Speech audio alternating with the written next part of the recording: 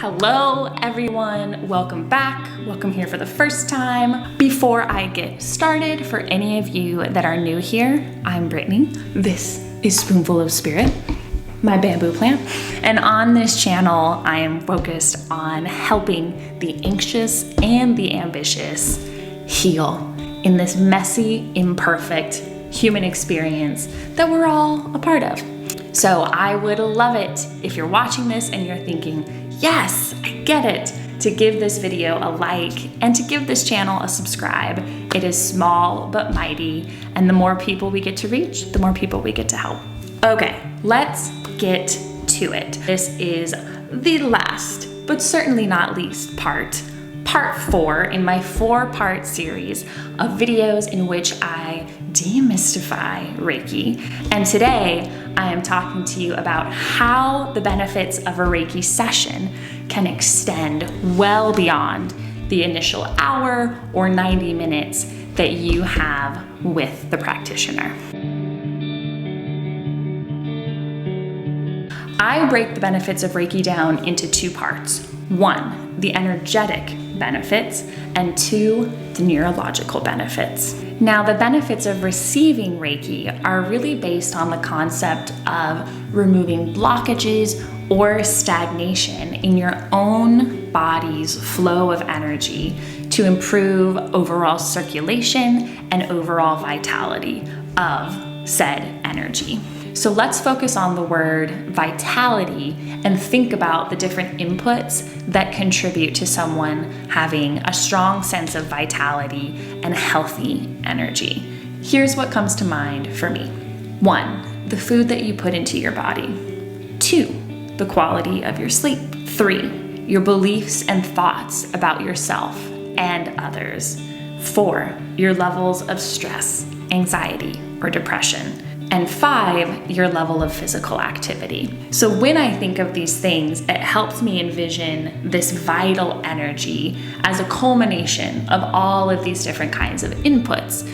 And for me personally, in my experience, I have seen that your thoughts and beliefs about yourself and the world around you, along with your levels of stress, anxiety, and depression, are the 2 most impactful inputs that also impact all other inputs. Reducing your stress levels, your anxiety levels, or becoming aware of depression and working through that, as well as shedding old beliefs that no longer serve you, those are exactly the kinds of things that I work on with clients in Reiki sessions.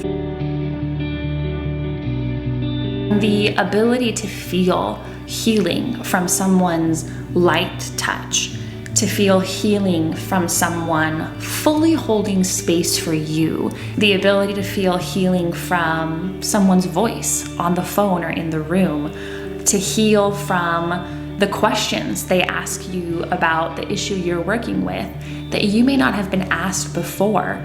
That kind of healing lasts well beyond a session. And I've found as a client that it could be days later, weeks later, or months later in which we're reflecting back on how calming and healing the experience was, and that we take the benefits of 1 or several sessions with us into the future. It did not just stop when you got up from your bed and the channeling of energy ended. Now let's talk about the neurological benefits of a session. Your girl loves some science, so I hope you know I had to have a scientific lens through which I looked at Reiki. And we are going to talk about your brain and how it responds to new experiences, such as a Reiki session if you've never had one before.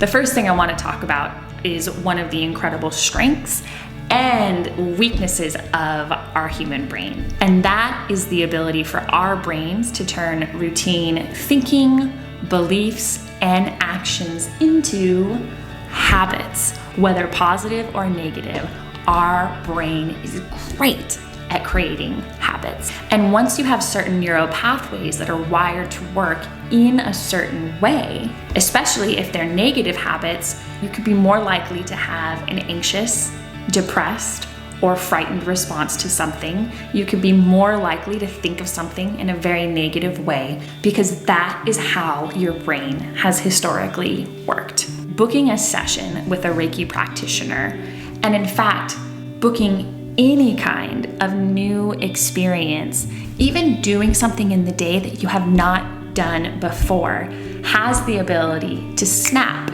your brain out of such an automated behavior. If you book your first Reiki session, for example, while you want to work through something that you're just tired of having to put up with, you have effectively done something your brain didn't expect. You could be driving to a practitioner's studio, going to a place that you've never been before.